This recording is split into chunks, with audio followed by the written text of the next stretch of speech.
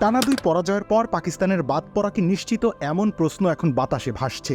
এছাড়া 2 জয় নিয়ে ভারত কি সুপার 8-এ পাড়ি জমিয়েছে কিনা সেটাও আলোচনার বিষয়। তবে বিস্ময়ের কথা, দুটো প্রশ্নের উত্তরই না। অর্থাৎ এখনও সম্ভাবনা আছে পাকিস্তান সুপার 8 খেলবে আর ভারত ফিরে যাবে নিজের দেশে।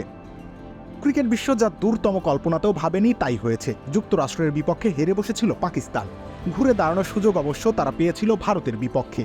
চিরপ্রতিদ্বন্দ্বীদের হারাতে পারলে অঘটনের দুঃখ হয়তো ভোলা যেত, কিন্তু সেখানেও জেতা ম্যাচ হেরে আক্ষেপ বাড়িয়েছে দলটি। অন্যদিকে পরপর 2 ম্যাচ থেকে পূর্ণ 4 পয়েন্ট আদায় করেছে টিম ইন্ডিয়া। তবু হিসেব নিকেশ শেষ হয়ে যায়নি। পাকিস্তানের সুপার 8-এ যাওয়ার পথ এখনও খোলা আছে। এছাড়া অবিশ্বাসের জন্ম দিয়ে বাদও পড়তে পারে ভারত। কিন্তু কিভাবে? এক্ষেত্রে মূলত নেট রান রেটের হিসেব আসবে। পাকিস্তান যদি পরবর্তী 2 ম্যাচে বড় ব্যবধানে জেতে তাহলে তাদের মোট পয়েন্ট হবে 4, সেই সাথে নেট রান রেটও থাকবে তুলনামূলক বেশি।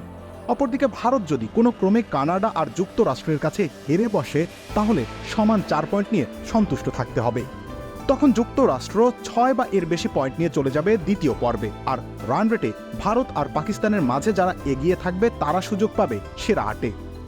সত্যি বলতে প্রতিপক্ষ বিবেচনায় ভারতের বাদ পড়ার সম্ভাবনা 1%ও নয়। তবে পাকিস্তান হে বৎস, গ্লুকোজের অভাবে তোমার দুনিয়া এখনো ওলটপালট। এই নাও SMC glucose powder drink bolt. চাইলে স্বপ্ন দেখতেই পারে।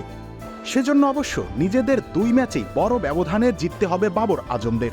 গত আসরেই জিম্বাবুয়ে এবং ভারতের কাছে হেরে যাওয়া সত্ত্বেও ফাইনাল খেলেছিল পাকিস্তান। এবারও কি তেমন কিছু হবে? রবিউল ইসলাম রনি, খেলা 71।